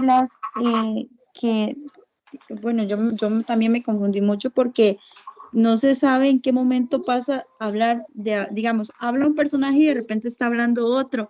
Ajá. Entonces, como confundí un montón. Entonces, que en sí, ¿qué tipo de narrador es? O sea, ¿es omnisciente o es? No, es que no tiene uno, tiene de todos los tipos. Entonces, Me explico. es la Esa es una característica muy propia de la generación del urbano y de la literatura contemporánea. El que se abandona, digamos, se abandona un único narrador. Si ustedes leían El Moto, por ejemplo, que es del repertorio americano, El Moto solo tiene un narrador omnisciente y toda la obra está narrada en narrador omnisciente. Pero esta novela, Cachaza, por ejemplo, Cachaza tiene partes donde hay omnisciente, partes donde hay testigo y partes donde hay protagonista. Y eso se hace con el fin de que el escritor experimente nuevas formas narrativas. Entonces, a usted no le van a preguntar nunca el tipo de narrador de Cachaza porque no tiene un tipo, tiene todos los tipos. Ah, sí, porque yo decía eso, qué raro. Bueno, gracias, profe. Con mucho gusto. Bueno, entonces vamos a dejar Cachaza para el final para ver si me da tiempo y explicarlo con calma. Y vamos a comenzar con el cuento Recordar Cosas Nuevas, que es el que está en la página 123. Este cuento es de un escritor que se llama Alfonso Chase, que lo mencioné antes. Él pertenece a la generación de lo urbano. Entonces, el cuento, para empezar, vean que una de las características de estas generaciones es como que rompe con la manera tradicional de escribir. Entonces, este cuento rompe con la manera tradicional de escribir un cuento porque es un cuento que está escrito en forma de carta, ¿verdad? No es el cuento normal, ¿verdad?, que estamos acostumbrados, sino que es un cuento que se nos narra en forma de carta. Vean que hay un personaje que se llama Lidia y que Lidia es una inmigrante nicaragüense. Eso también es otra de las temáticas que fue tomadas en cuenta tanto por la generación del urbano como por la generación de la literatura contemporánea, que eso aborda el tema de la migración. Cuando se da lo de Somoza, por ahí, ¿cuándo fue lo de Somoza? Bueno, yo tan viejo no estoy, pero digamos sí medio me acuerdo que fue por ahí en los años 80, no me acuerdo por ahí. Entonces, que sea todo esto de Somoza y la revolución sandinista en Nicaragua y toda esa cosa, entonces comenzaron a llegar muchos nicaragüenses para acá, para Costa Rica, ¿verdad? Entonces ellos llegan como una nueva población, que es la población migrante. Entonces, esa población sufre aquí en Costa Rica problemas de exclusión y de violencia. El costarricense, como les decía yo en la primera tutoría, a veces es muy hostil, ¿verdad? A veces nosotros los ticos decimos que somos muy amigables, pero como les decía yo esa vez, no somos amigables con todo el mundo, no. Somos amigables con cierto tipo de personas, pero a veces con el nicaragüense, el costarricense es un poco, por no decir bastante, hostil. Entonces, esa hostilidad se refleja no solo en la manera como tratamos al nicaragüense, sino también en la forma como se explotan los nicaragüenses aquí en Costa Rica y en la forma como muchas veces nos burlamos de ellos. Hay gente que hace chistes de la forma como hablan los nicaragüenses, de la forma, ¿verdad? Chistes que tienen que ver con eso, que a mí me parece la cosa más absurda del mundo, ¿verdad? Porque ellos asumen que nosotros no tenemos acento y obvio que todo el mundo tiene acento, ¿verdad? Pero entonces nos burlamos del acento de ellos, pero no vemos el acento de nosotros. Entonces, en este cuento, Recordar Cosas Nuevas, se nos habla de la otredad nicaragüense, pero vista desde el punto de vista del inmigrante. O sea, aquí tenemos un personaje que se llama Lidia y ella como inmigrante nos cuenta cuáles son las experiencias que ella ha vivido como migrante aquí en Costa Rica, ¿verdad? Entonces, es narrado desde un personaje nicaragüense, digámoslo así. Aquí la otredad, dice el autor, que es vista como una amenaza. Aquí en Costa Rica muchas veces la otredad es vista como una amenaza y por lo tanto como un elemento de sospecha y desconfianza hacia ciertos intereses ideológicos que definen la misma costarricense. Hay mucha gente que dice que el nicaragüense viene a ocupar trabajos que deberían ser trabajos del costarricense y hay mucha gente como que los culpa y dicen que por qué le dan trabajo a un nicaragüense y no le dan trabajo a un costarricense. Igual ustedes ven a veces la queja de que por qué al nicaragüense los atienden en el seguro y a los costarricenses no, y aquella cosa. Bueno, lo que pasa es que hay una realidad con la que nosotros tenemos que ser conscientes, ¿verdad? Hay muchos trabajos que hacen los nicaragüenses que al costarricense no le gusta hacer. Y que si no fuera por los nicaragüenses, o sea, Costa Rica se hubiera venido a pique, ¿verdad? En ciertos trabajos como corta de caña, ¿verdad? Ningún costarricense le gusta hacer ese trabajo. O como coger café. Ustedes decirles a un chiquillo en el colegio que vaya a coger café en vacaciones es como mentarle la madre. O sea, al chiquillo no le gusta y para nada. Como que esos trabajos se los hemos dejado al nicaragüense. Empleada doméstica. ¿A quién le gustaría ser empleado? Muchas veces usted le preguntan a una chiquita que si quiere ser empleada doméstica, cuando sea grande, probablemente le diga que no, ¿verdad? Como que esos trabajos los hemos relegado para las personas nicaragüenses. Entonces son trabajos que muchas veces los nicaragüenses aceptan porque no les queda de otra y entonces muchas veces son explotados. Hay gente que no les paga seguro, que no les tiene ninguna garantía social, o mujeres, ¿verdad?, que las contratan de empleadas domésticas y las explotan porque son horarios de trabajo de todo el día donde el pago es mínimo, ¿verdad? Lamentablemente eso pasa. Entonces, de alguna manera, el cuento nos revela eso. Lidia es una mujer nicaragüense que se vino para Costa Rica y ella trabaja como empleada doméstica en una casa. Entonces dice que en el cuento el lector participa como destinatario. O sea, yo soy lector del cuento, pero también es como si Lidia me estuviera escribiendo la carta a mí, ¿verdad? Porque yo estoy leyendo la carta que ella escribe. En las palabras de Lidia nosotros vamos a encontrar la soledad, nos vamos a dar cuenta de la soledad que vive el personaje y el desarraigo que siente un grupo como los grupos nicaragüenses cuando llegan a una cultura que no es la de ellos. Ligia llega y ella dice que ella se vino para acá. Ustedes van a ver que hay muchas veces donde ella dice, me vine para acá, pero mejor no me hubiera venido. No sé para qué me vine. O sea, es sentir la soledad que ella siente de estar en un país que no es el de ella, con una cultura que no es la de ella, de saber que no conoce a nadie en este país, que no tiene ningún familiar, que no tiene ningún conocido, ningún amigo. Y entonces esa soledad que una persona en sus mismas condiciones pueda sentir, ¿verdad? Ella dice ahí que muchas veces busca consuelo, digámoslo así, en la religión. Ella se mete a iglesias, dice ahí que un día fue a misa, a la iglesia de la Merced, y que otro día fue a una iglesia de hermanos, o sea, una iglesia de otra religión, con la intención de hacer amigos, con la intención de crear vínculos, ¿verdad? Ella va con esa intención, sin embargo, ella no conoce a nadie, ¿de acuerdo? Entonces, ella en el cuento se queja de toda la soledad que vive, dice ahí que muchas veces le ruedan las lágrimas, dice ahí que la patrona no la trata mal, pero tampoco la trata bien, es una patrona muy indiferente, es una patrona que a Lidia la explota un poco, digámoslo así. Hay una parte donde ella dice que ella no está asegurada, y eso es algo muy común, ¿verdad?, con las empleadas domésticas, que muchas veces no las tienen aseguradas, y entonces, bueno, por no pagarles el seguro y no pagarles prestaciones y no pagarles pues todos los requisitos de ley. Hay mucha gente aquí en Costa Rica que contrata nicaragüenses precisamente por eso, porque les paga menos que a los costarricenses, porque no les paga seguro, ni prestaciones, ni cargas sociales, ni ese tipo de cosas. Y entonces el cuento hace una crítica a esta realidad. Si ustedes se fijan en el cuento hay muchas faltas de ortografía, ¿verdad? No es que el escritor pusiera las faltas porque quiso, sino que más bien las faltas de ortografía están ahí como con toda la intención del mundo. O sea, la intención de escribir la carta con faltas de ortografía es para crear un mejor efecto testimonial. O sea, es para presentarnos a un personaje marginal y también para presentarnos la marginalidad desde el mismo lenguaje, ¿verdad? O sea, no es solo presentar el personaje marginal, sino también ver esa marginalidad en el mismo lenguaje. Vean que Lidia le escribe a su amiga, ella se siente nostálgica, se siente sola, se siente abandonada. Ella en su casa, aquí en Costa Rica, no tiene a nadie con quien hablar, la patrona no la deja salir a veces, cuando ella puede salir no tiene a dónde ir, entonces debe ser una situación bastante difícil la que experimenta Lidia aquí en Costa Rica. Entonces el cuento nos presenta, digamos, la realidad del inmigrante. Es una forma diferente de construir un cuento, porque recuerden, aquí se rompe con la manera tradicional, que eso es muy característico de la literatura contemporánea, se rompe con las normas de ortografía y hasta con las normas de redacción, ¿verdad? En algunos casos, ¿verdad? Porque el texto nos presenta una forma totalmente distinta de presentarnos esta realidad del inmigrante, ¿de acuerdo? Bueno, si tienen alguna pregunta del cuento, ustedes me dicen, ¿verdad? Luego ahí tienen en la página 128 un poema que se llama Inmigrantes, que es para presentarnos de alguna manera un ejemplo de poesía autorreferencial. Ahí nos presenta el punto de vista del autor, ¿verdad?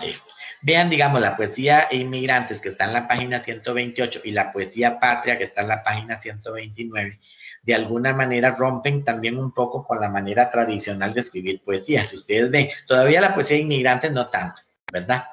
Pero en la poesía patria está narrada casi que como un texto, ahí no hay verso, no hay rima, ¿verdad? Como uno está acostumbrado a los poemas, ¿verdad? Aquí más bien parece un texto, y entonces, pero es un texto poético, ¿verdad? Es una forma diferente de escribir poesía, ¿de acuerdo? Bueno, en la página 132 tienen un cuento que se llama Punto de Fuga. Yo no sé si ustedes entendieron este cuento, Punto de Fuga, porque aquí la pregunta clave del cuento es quién mató a quién, ¿verdad? Si ustedes leen el cuento comienza diciendo que la noche del 23 de octubre Luis Roberto mató a su esposa Amanda. Y el cuento termina diciendo que la noche del 27 de octubre Amanda mató a su esposo Luis Roberto.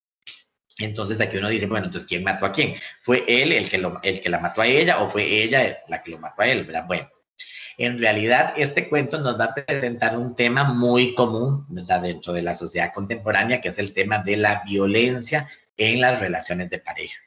Vean que se trata de una pareja formada por Luis Roberto y por Amanda, donde supuestamente ellos viven una relación conflictiva porque hay una relación de violencia en el matrimonio. Él le pega a ella. Él vive en una situación de infidelidad, dice que él tiene una amante por ahí que se llamaba, ¿y cómo era que se llamaba la amante? Renata, me parece. Y ella también tiene un amante que se llama Fabio, o sea, tanto ella como él tienen te pegan sus brincos, ¿verdad? Por fuera del matrimonio. El problema es que Luis Roberto le pega a Amanda, ¿verdad? Entonces, el texto nos dice, digamos, nos habla de esta relación violenta, pero digamos, no nos dice, no podemos asegurar quién fue el que mató a quién. O sea, yo no puedo decir que fue él el que la mató a ella, porque en realidad el texto no me lo dice, sino que el texto nos presenta una situación de violencia donde el tema de la violencia se presenta de forma circular. O sea, el texto tiene una estructura circular porque comienza diciendo que él la mató a ella y termina diciendo que ella lo mató a él. Eso, digamos, es para hacernos ver que muchas veces cuando hay una relación de violencia en una pareja, o cuando las parejas viven situaciones de violencia dentro del matrimonio, noviazgo, o que viven juntos, lo que sea, entonces muchas veces la violencia tiene una estructura circular. Casi siempre vamos a tener una víctima y vamos a tener un victimario, o sea, la persona que agrede. Lo que pasa es que en una situación de violencia también se puede dar el caso, puede llegar a tal extremo la violencia que la víctima se convierta en victimario. O sea, una mujer que ha sufrido violencia durante muchos años por su marido puede llegar un momento en que se desespere tanto que agarre un cuchillo y se lo clava a su esposo, ¿verdad? Entonces ella de víctima pasó a ser victimaria, ¿verdad? Entonces la relación de violencia tiene una estructura circular y eso es lo que nos da a entender el cuento al decirnos que ella lo mató a él y que él la mató a ella, ¿verdad? Es una forma de hacernos ver que la violencia tiene esta estructura circular.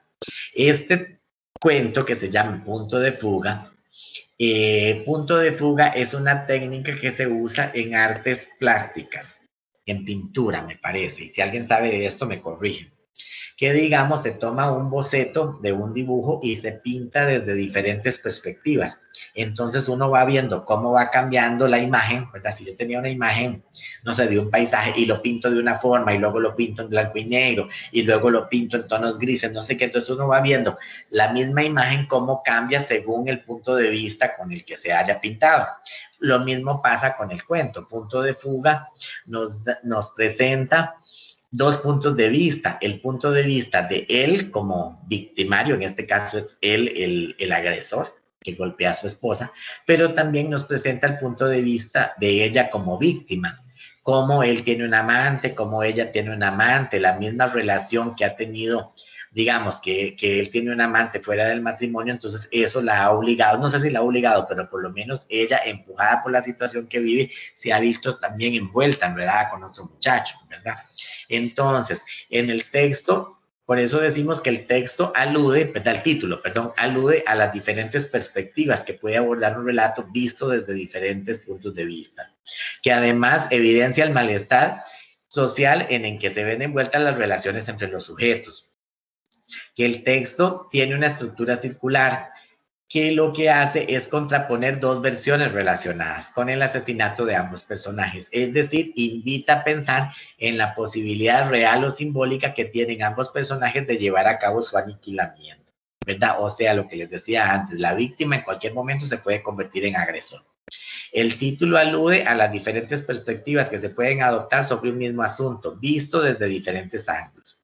El tema de la violencia tiene una estructura circular en la que todos los sujetos de la sociedad somos partícipes de alguna manera. Es lamentablemente el tema de la violencia en las relaciones de pareja es un tema muy común hoy por hoy. Que antes, ustedes dirán, antes en la generación del Olimpo no había violencia, obvio que la había, toda la vida ha habido, ¿verdad? No es que antes, que solo ahora hay hombres que le pegan, no, toda la vida, y más bien yo creo que antes había también mucho más violencia que ahora. Lo que pasa es que no era tan evidente, ahora como somos más, se hace como más evidente el tema de la violencia, es más común, ¿de acuerdo?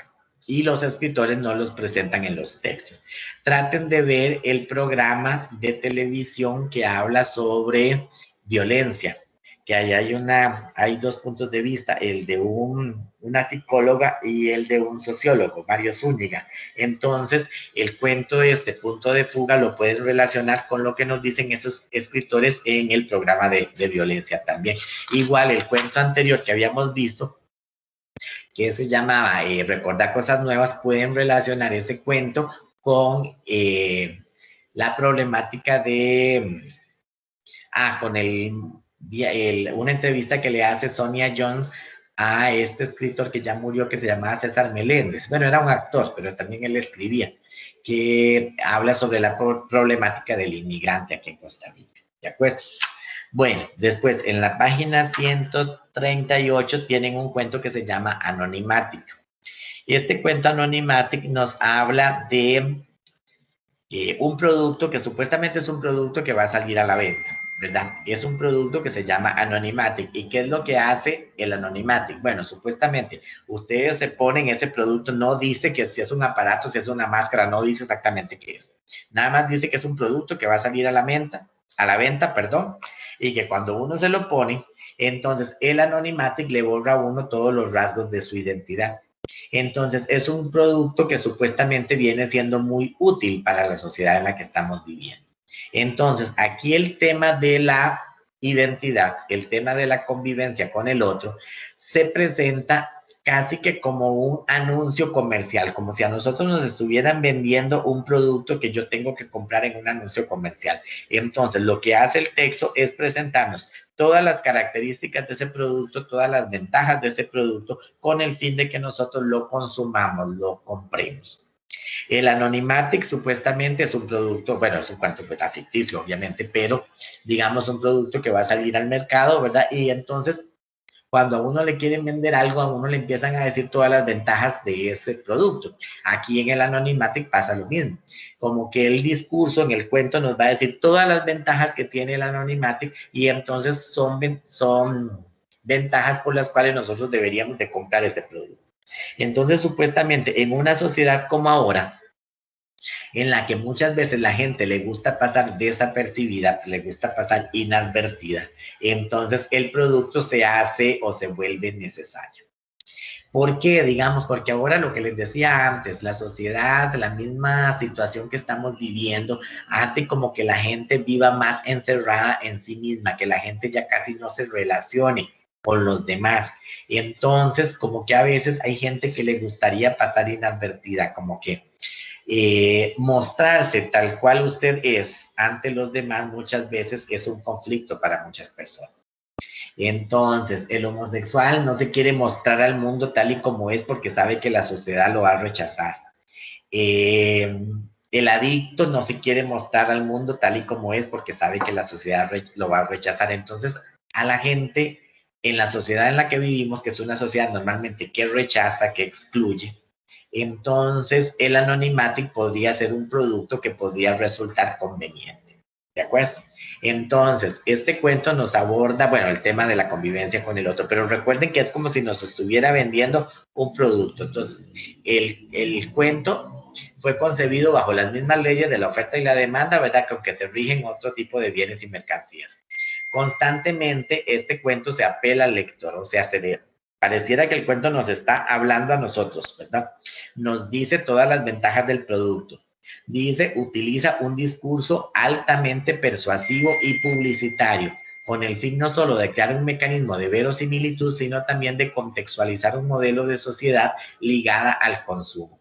Recuerden lo que les decía antes de que nosotros nos hemos vuelto una sociedad muy consumista, ¿verdad? Porque estamos copiándole o lo hemos copiado. No es que les esté echando la culpa a los gringos de esto, ¿verdad? Porque ellos no tienen la culpa en sí, sino que nosotros hemos copiado tanto a los Estados Unidos que de alguna manera nos hemos vuelto una sociedad muy consumista. Entonces se hace también una crítica a ese tipo de modelo de sociedad.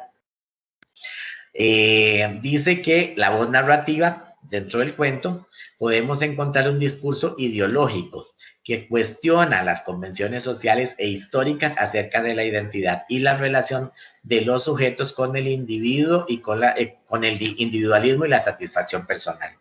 Digamos, él dice que un producto como el Anonymatic, por ejemplo, que a uno le borra todos los rasgos de su identidad, si yo ocupara, por ejemplo, meterme a un prostíbulo, ¿verdad? Obviamente a mí no me conviene que a mí me vean entrando ni saliendo de un prostíbulo. Entonces es muy probable que si yo uso el Anonymatic, entonces el Anonymatic me va a borrar todos los rasgos de mi identidad, entonces yo puedo entrar y salir y nadie va a saber que fui yo, ¿verdad? Entonces por eso lo ven como una ventaja. Ahora, el Anonymatic supuestamente es un producto que tiene que usarse en sociedades donde haya buena seguridad, porque recuerden que el producto lo podría usar un ladrón, entonces yo puedo entrar a un banco y robar el banco y salir con él y nadie supo que fui yo, ¿verdad? Porque estoy usando el Anonymatic. Entonces se supone que tiene que usarse en sociedades donde haya una alta seguridad ciudadana. No se puede usar en cualquier, o sea, en el nuestro jamás se podría usar, ¿verdad? Y dice que el Anonymatic trata de un aparato que tiene la función de similar y transformar la identidad de los sujetos de acuerdo con los gustos o características que ellos deseen. Digamos, el Anonymatic le puede sustituir a usted o borrar los rasgos de la cara, borrar la voz, o sea, su voz la puede transformar para que no sea su propia voz, sino que sea otra voz distinta. Responde a un producto tecnológico, sino también a una parte de la concepción ideológica basada en el individuo, en el individualismo, perdón, y en la satisfacción personal. Aquí la identidad en el cuento Anonymatic se ve como algo ideológico, ¿verdad? Como un discurso ideológico, ¿verdad? Que nosotros podríamos cambiar o borrar la identidad a gusto del cliente, cosa que es algo un poco difícil de hacer. Bueno. Recuerden, si tienen alguna pregunta me dicen. Vamos con Caballo Blanco Inc. Este cuento Anonymatic a mí no me gusta, sinceramente. Si ustedes me preguntan, yo lo veo como tanto en gracia, pero bueno, ahí está incluido y tenemos que verlo, ¿verdad? No queda de otra. Después tenemos otro cuento bastante sencillo que se llama Caballo Blanco Inc. En Caballo Blanco Inc. trata la historia de una mujer. Recuerden lo que les había dicho, otra de las características de esta generación es que incluyen microespacios, o sea, como los salones de baile. Este cuento ocurre dentro de un salón de baile. Entonces hay una mujer que se pelea con el novio. Entonces, como se peleó con el novio, fue y se metió a una cantina, ¿verdad? Que la cantina o el salón se llama Caballo Blanco Inc. Y entonces resulta que esta mujer tiene una necesidad de que los hombres la vean, de que los hombres la reconozcan, ¿verdad? Por eso dice ahí que el cuento muestra la necesidad que tiene el personaje femenino de ser reconocido por la identidad masculina, la otredad masculina, como un objeto de deseo. Entonces, ella se peleó con el novio, se metió al salón y dice que en un momento ella agarró el micrófono y se pone a cantar. Ella comienza a tomar y se pone un poco eufórica. Hay gente que cuando toma se transforma, ¿verdad? Más o menos lo que dice el cuento es eso. Que ella toma y se empieza a transformar, ¿verdad? Comienza a gritar, comienza a cantar y comienza... Entonces, donde ella ve que todo el mundo en el salón, que están puros hombres, y donde ella está gritando y aplaudiendo y cantando y luego ella se sube en las mesas y todo, entonces todos los hombres se ponen eufóricos y le comienzan a gritar. En ese momento ella se siente muy bien porque siente que los hombres la están reconociendo, siente que los hombres la están admirando y eso es lo que ella necesita en ese momento. O sea, por eso dice ahí de una necesidad que ella como mujer tiene de ser reconocida por los hombres, por la parte masculina. Entonces ella... Todos los hombres le gritan, dice que ella se siente como Cleopatra entrando a Roma, entonces ella agarra el micrófono, ella se sube a las mesas, se sube al ¿cómo se llama esto? A la barra ahí del bar, Y entonces, y ella andaba en minifalda y andaba en unas plataformas, entonces los hombres le empiezan a gritar que mucha ropa. Los hombres esperaban que esta mujer, ¿verdad?, se quitara la ropa, ¿verdad? Obviamente, eso es lo que ellos están esperando. Cuando ella se sube a la barra y con el micrófono, ella lo que hace es rezar una oración. Pregúnteme por qué rezó la oración, no tengo la menor idea. Nada más que ella agarró el micrófono y empieza a rezar una oración. Entonces, ahí en ese momento los hombres la agarran y la sacan del bar y la echan del bar. Y eso es todo el cuento. Es un poco, nos presenta, digamos, la realidad de esa, ¿verdad? De la mujer que tiene la necesidad de ser reconocida por el hombre, ¿verdad? Nos presenta un microespacio, que es el microespacio de los salones de baile, de los karaokes, ¿verdad? Después esos hombres que la estaban aplaudiendo y que la estaban admirando y que le decían muñeca y no sé qué, al final le dicen puta y demonia y un montón de cosas y la empiezan a tratar mal y le dicen que entonces se vaya para una iglesia y no sé qué y la hacen bajada y la sacan del mar, ¿de acuerdo? Bueno, y eso es todo el cuento. Después tenemos otro cuento que está en la página, vean que son un montón, ¿verdad? Los cuentos que tienen para esta. Otro cuento que está en la página 150 que se llama Mar de Lluvias, que este cuento Mar de Lluvias aborda el tema de la temática homoerótica, o sea, habla del tema de la sexualidad, de la homosexualidad, perdón. Entonces, el cuento trata de un muchacho que se llama, bueno, hay un narrador, ¿verdad? Que es un muchacho ahí que supuestamente él trabaja en su casa. La casa donde él vive es una casa que tiene dos funciones. No solo es la casa de habitación de su familia, sino que también es el negocio familiar, porque ellos dentro de la casa tienen un restaurante.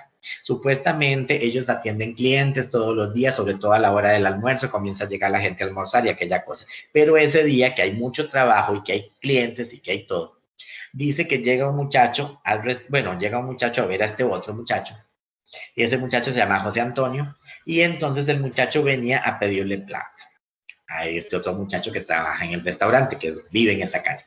Y entonces el muchacho le dice que si le da la plata que necesita, porque él tiene una necesidad de dinero en ese momento, entonces que si él le da la plata que necesita, él se acuesta con él.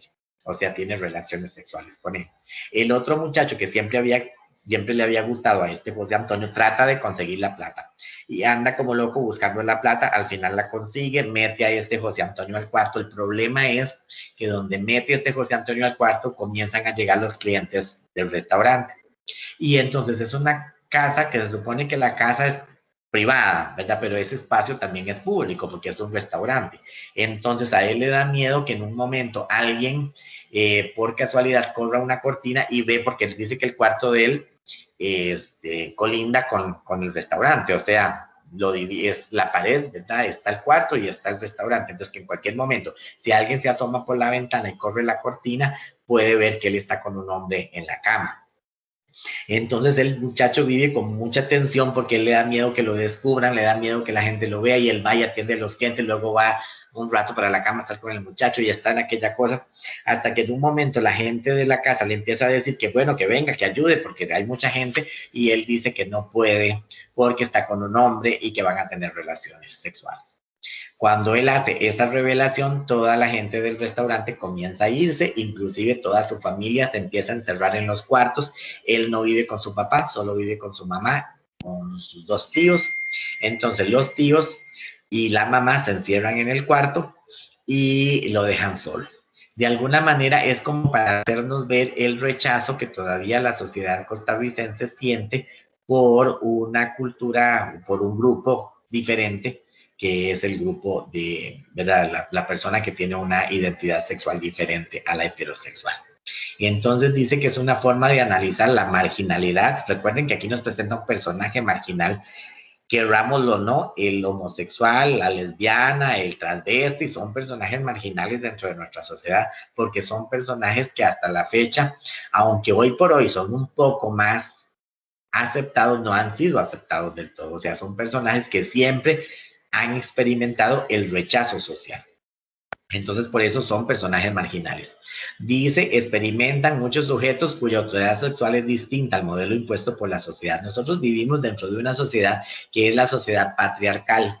La sociedad patriarcal ha impuesto un modelo de identidad que se rige por la cultura o por el modelo heterosexual. Entonces, cualquier conducta... Ay, perdón, es que me estoy ahogando tanto de hablar. Cualquier conducta que no sea heterosexual, normalmente la sociedad va a rechazar.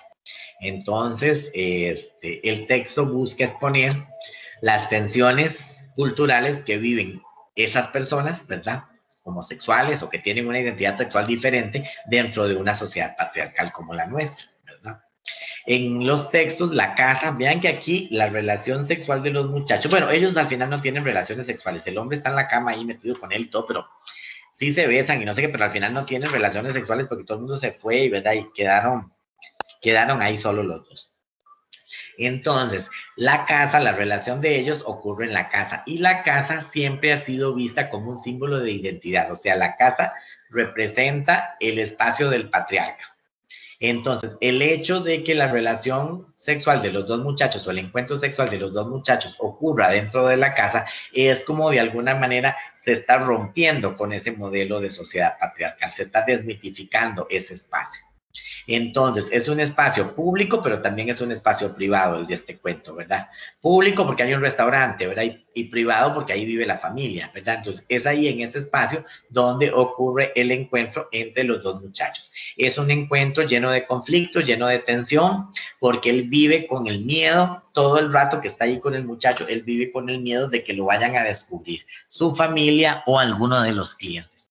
De hecho, al final, como que él no aguanta más, ¿verdad? Y él al final grita que él está con un muchacho en la cama, entonces obviamente ahí les está gritando a todos que es homosexual, entonces todo el mundo al final se va. Lo que nos hace ver que la sociedad costarricense pues no es una sociedad que todavía esté preparada para aceptar el tema. Actualmente vean que un tema como este, como la diversidad sexual es un tema del que se habla mucho ahora, pero el que se hable mucho no quiere decir como que se acepte, ¿verdad? El que haya más, ¿cómo se llama esto? Más libertad, ¿verdad? No significa que haya más respeto, ¿verdad? O sea, abiertamente se puede hablar sobre el tema, pero todavía no hay el respeto que debería tener los grupos que viven o que tienen una identidad sexual diferente a la de los demás. Y por último tenemos, yo creo que no me da tiempo de ver el cuento cachaza, porque vea que los textos son muy largos, ¿verdad? Tenemos la 11ª generación.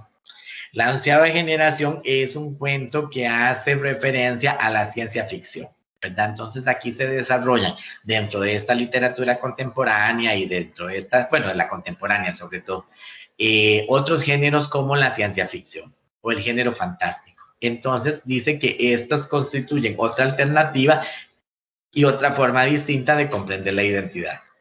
Estos textos tienden a simular otros imaginarios y comunidades donde el ámbito de la ciencia y la tecnología son vistos como una amenaza o un nuevo orden que se antepone más allá de lo humano a las convenciones sociales. Se supone que esto, la 11ª generación, ocurre dentro de una ciudad ficticia que se llama la ciudad de Galatea. En la ciudad de Galatea ya han trascendido los humanos. Es una ciudad en la que ya los humanos dejaron de existir en la Tierra. Y ahora en la Tierra lo único que existen son máquinas, robots, androides, todo ese tipo de cosas. Entonces resulta que los robots o los androides que viven ahí en la ciudad de Galatea se asustan porque encontraron una mujer. Ya se supone que los humanos habían desaparecido de la Tierra desde hacía mucho tiempo. Sin embargo, uno de los androides encuentra una mujer.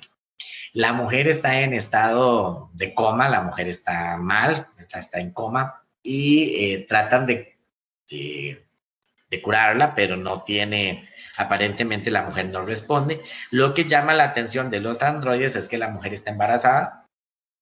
Al final deciden hacerle una cesárea porque ya la mujer está pronta a dar y como está en coma, entonces probablemente le hacen una cesárea y al final la mujer tiene un niño. Y dice, ha nacido la 11ª generación, o sea, nació, o sea, otra vez en la Tierra va a volver a existir la raza de los humanos. Vean que este cuento, aunque nos parezca un poco, bueno, todos los cuentos son ficción, ¿verdad? Pero este todavía nos parezca más porque es por ser ciencia ficción, de alguna manera nos hace ver. Hay una crítica aquí, ¿verdad? ¿Cuál es la crítica? Digamos, la crítica es la sociedad nuestra, la que estamos viviendo, donde cada vez la tecnología, las computadoras, las máquinas va ganando más terreno. Entonces, el cuento nos hace ver de si de verdad llegará el momento en el que las máquinas por completo sustituyan al ser humano en muchos trabajos. Y vean que eso ya lo están haciendo. Hay ciertas máquinas donde ahora ustedes llegan a un parqueo y mete la tarjeta y paga y mete el billete. Y antes usted llegaba y había un muchacho una muchacha que lo atendía, ¿verdad? Entonces, esa persona fue sustituida por una máquina. Hay muchos sociedades donde hay robots que operan y ¿verdad? Hay ciertas máquinas que ahora hacen el trabajo que hacían los seres humanos. Entonces el cuento nos plantea la crítica, nos plantea la problemática de si llegará el momento en este mundo donde los robots o las máquinas lleguen a sustituir por completo a los seres humanos. Y vean qué curioso, hay muchos robots, hay unos robots. Hay una que hasta tiene nombre y no sé qué, y el robot exige y habla como un ser humano. Y una vez le preguntaron algo y el robot dice, uno de sus metas es acabar con los humanos. O sea, es como que el misma máquina que está creada por un ser humano al final se salga de control y se imagina qué pasaría si de verdad se diera eso, ¿verdad? Entonces como que el cuento hace una crítica a eso. Dice que supone un nuevo reto para la historia y los estudios literarios con el fin de comprender otras formas de plantear el tema de la identidad, ¿verdad? ¿Cuál es esa otra forma? Pues la ciencia ficción. En un mundo cada vez más globalizado, o sea, nosotros vivimos en un mundo más tecnologizado, con más máquinas, más aparatos, ¿verdad? Y entonces muchas veces eso ha hecho que nos volvamos como más insensibles, ¿verdad? Ante las necesidades del ser humano. Se hace referencia a un mundo artificial donde las relaciones humanas se rigen por el control, la automatización y el control tecnológico. El texto se interpreta como una crítica a la construcción de un mundo enajenado, colonizado por el avance tecnológico y científico, el cual se antepone a la cultura y a la identidad humana. Es por ello que la humanidad causa asombro, o sea, cuando aparece una humana, en este caso esta mujer que aparece, que está embarazada, más bien el humano causa asombro dentro de los robots, porque para ellos ya el humano había desaparecido de la Tierra, ya había trascendido y entonces el humano hacía mucho tiempo que había dejado de existir. Ellos asumen, ¿verdad?, que la raza humana es una raza que de alguna manera debía de desaparecer y sin embargo aparece de nuevo en el mundo, ¿de acuerdo? Bueno, y hasta aquí mejor vamos a llegar, o sea, no les empiezo a explicar Cachaza porque Cachaza es, si estos son un poquito largos, Cachaza es todavía más largo. Cachaza es una novela completa. Lo que pasa es que por motivos del curso no se les pudo incluir la novela completa, aquí se les pone solamente el primer capítulo de la obra Cachaza para que ustedes lo lean, ¿de acuerdo? Entonces, sí, Cachaza, si les parece, la podemos explicar la próxima tutoría, ya con Cachaza terminamos. La ventaja de la próxima tutoría es que es poquita materia, solo tenemos 2 textos, 2 ensayos, y el tema del ensayo es bastante corto. Entonces, lo podríamos ver la próxima vez, si les parece. No sé si tienen, porque ya casi van a ser las 7, ¿verdad? No sé si tienen alguna consulta, alguna cosa que deseen saber, algo que no les haya quedado claro, con mucho gusto.